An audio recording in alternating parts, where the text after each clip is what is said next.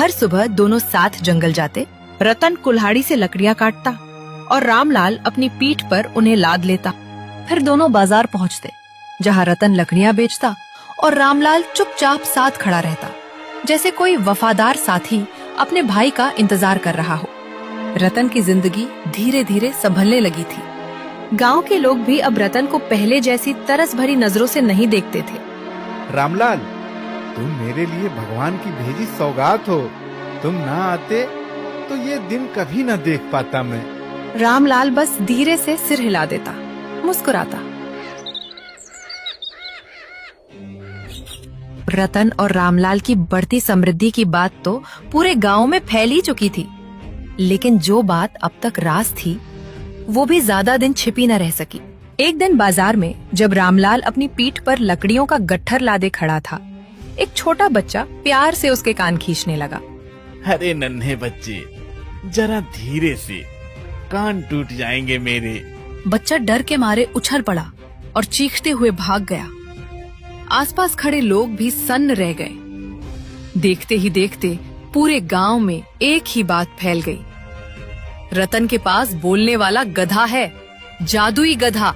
बात गांव से निकलकर दूर शहर तक पहुंची, जहां बलवंत सिंह नाम का एक मशहूर शिकारी रहता था।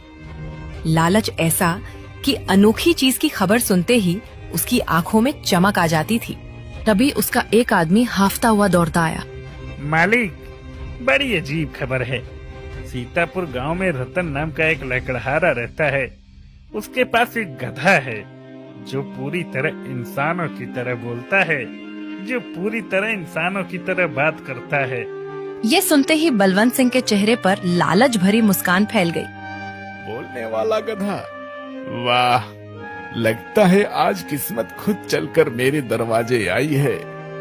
अगर वो गधा मेरे हाथ लग गया तो उसकी कीमत का कोई हिसाब नहीं होगा, और अगर जिंदा पकड़ लिया तो महाराज से ऐसा इनाम मिलेगा कि सातों पीढ़ियां आराम से खाएंगी।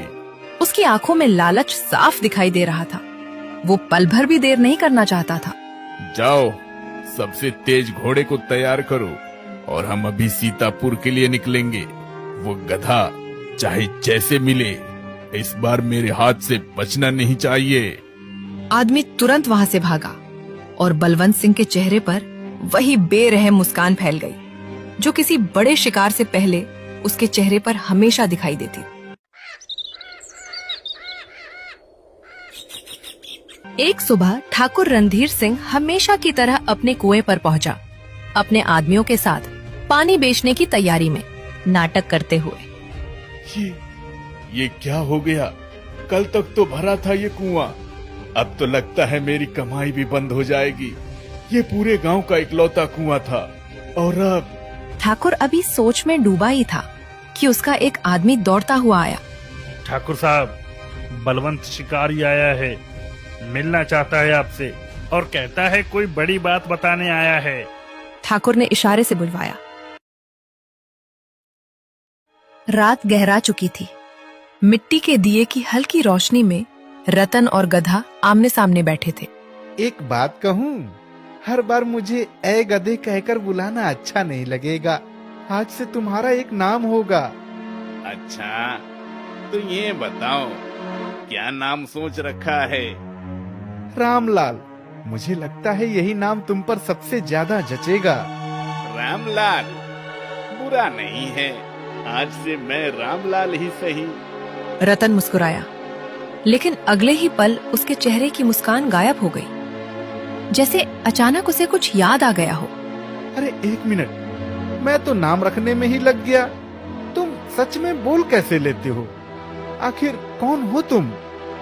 मैं किसी पुराने कर्ज के बोझ तले जी रहा हूँ रतन। एक हिसाब है जो अभी चुकाना बाकी है, समय आने पर खुद ही पता चल जाएगा। तुम भी अजीब बातें करते हो रामलाल। गधे भी कहीं कर्ज चुकाते हैं क्या? चलो छोड़ो ये सब बातें, सो जाओ अब, कल फिर जाना है जंगल, जल्दी उठना होगा। रामलाल कुछ कहने को हुआ, पर फिर रुक गया।